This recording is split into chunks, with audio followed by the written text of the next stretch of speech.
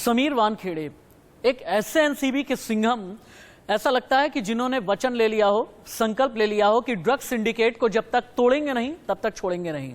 चाहे वो star kid हो, उनके निशाने पर हैं, चाहे बड़े बड़े स्टार्स हो, उनके निशाने पर हैं।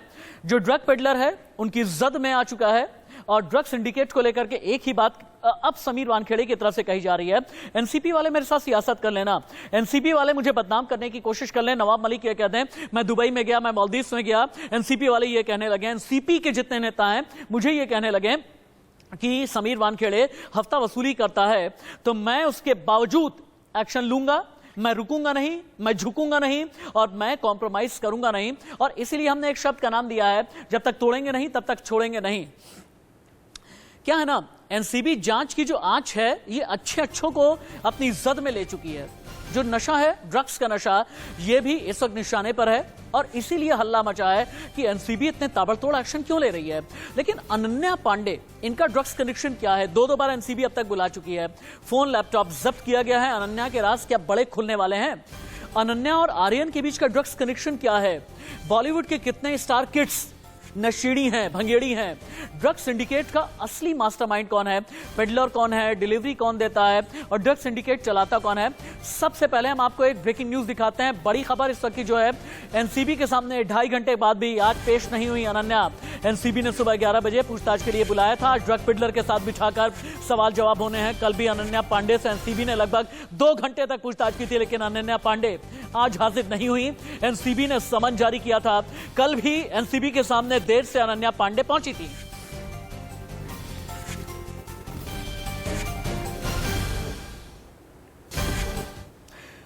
और अब आप ये देखें कि ड्रग्स कांड की 10 बड़ी ब्रेकिंग न्यूज क्या है। अनन्या पांडे पर एनसीबी का शिकंजा कसता जा रहा है। 2 बार एनसीबी दफ्तर बुलाया गया है। एक ड्रग पेडलर को पकड़ा गया है हाल ही में और ड्रग पेडलर से आमना सामना जितने भी आरोपी हैं सभी का कराए जाने की कोशिश होगी। आर्यन के ड्रग चैट रिकवर किए गए हैं। अनन्या से चैट दिखा करके सवाल किए गए हैं। इलेक्ट्रॉनिक डिवाइस, लैपटॉप, फोन सब कुछ जब्त कर लिए गए हैं और 30 अक्टूबर तक जेल में आर्यन खान है। लेकिन 26 अक्टूबर को हाईकोर्ट में आर्यन की जमानत पर सुनवाई होनी है। लेकिन अनन्या पांडे की मुश्किल एक के बाद एक बढ़ती चली जा रही है। लेकिन एक्शन में किस तरह एनसीबी है, रिपोर्ट देखिए। ड्रग के मामले में अनन्या पांडे को कितनी जानकारी है, यह अनन्या पांडे अब एनसीबी को बताएं तो एनसीबी के पास एक नया पहलू होगा, एक नया एंगल होगा कि इस पूरे ड्रग सिंडिकेट के लिए आगे ये केस में बढ़ सके। अनन्या पांडे पर भी मुसीबतें बढ़ती जा रही हैं। न केवल अब अनन्या पांडे पर, देखिए बॉलीवुड इंडस्ट्री के कई ऐसे युवा लोग हैं, स्टार किड्स हैं बॉलीवुड के, जिनकी आपस में दोस्ती गहरी है, जिनमें से अनन्या पांडे और आर्यन खान की दोस्ती के बारे में हर किसी को पता है। कई और तमाम चेहरे इसके साथ जुड़ेंगे जिनके पास इस ड्रग सिंडिकेट की अगर जानकारी है तो उन्हें एनसीबी के साथ साझा करनी होगी। एनसीबी ने कहा है कि अब केस पूरी तरीके से खत्म नहीं हुआ है, केस में आगे आने वाले कई पहलू हैं जिन्हें एनसीबी खंगालेगी।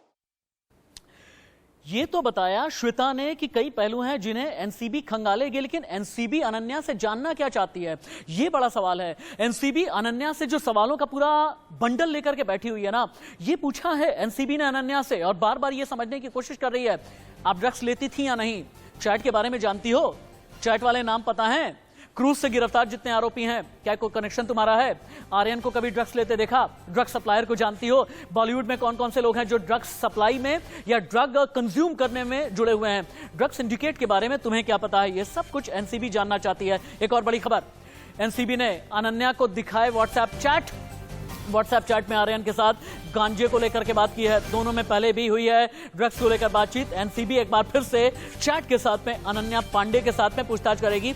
ये चैट वाला माजरा क्या है, अब आप ये देखें। आर्यन और अनन्या की चैट में क्या है, चैट का मजमून क्या है।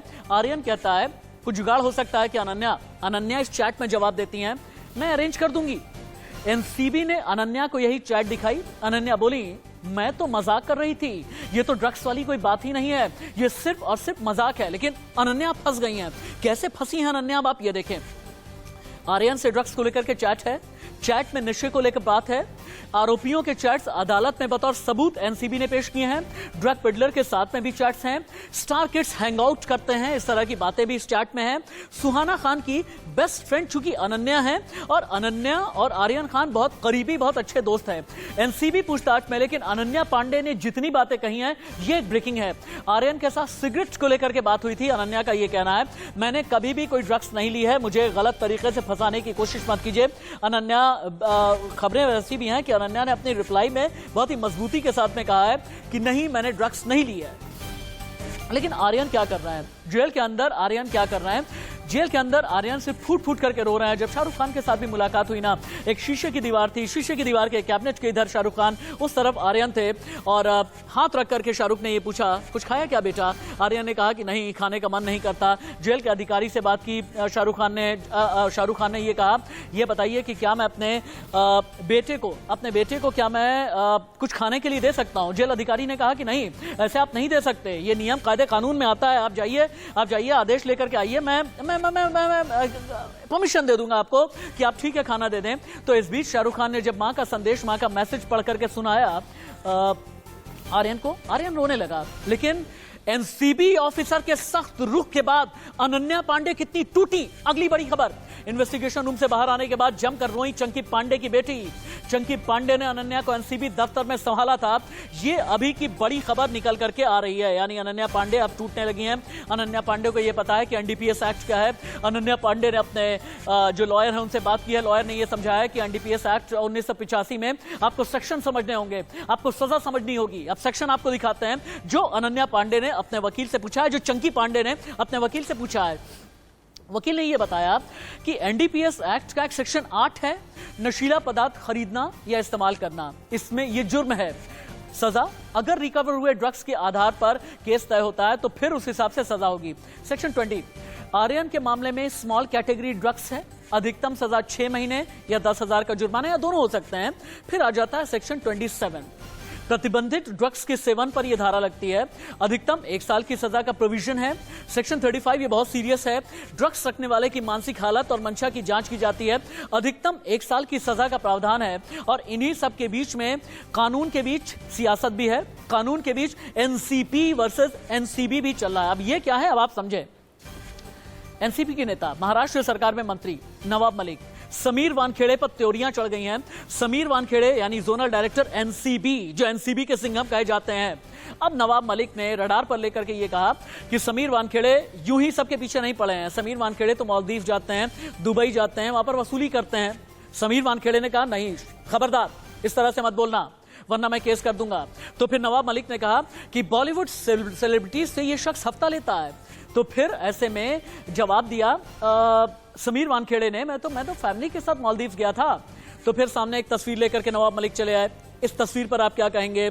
समीर वानखेड़े ने कहा कि यह तस्वीर दुबई की नहीं है, मालदीव्स की नहीं है, ये दुबई के ग्रैंड हयात होटल की नहीं है, ये मुंबई की तस्वीर है, मुंबई के एक होटल की तस्वीर है। जब मैं रिया चक्रवर्ती केस की इन्वेस्टिगेशन कर रहा था तो फिर ऐसे में धमकी देने पर आ गया नवाब मलिक, कहा कि 1 साल में नौकरी चली जाएगी।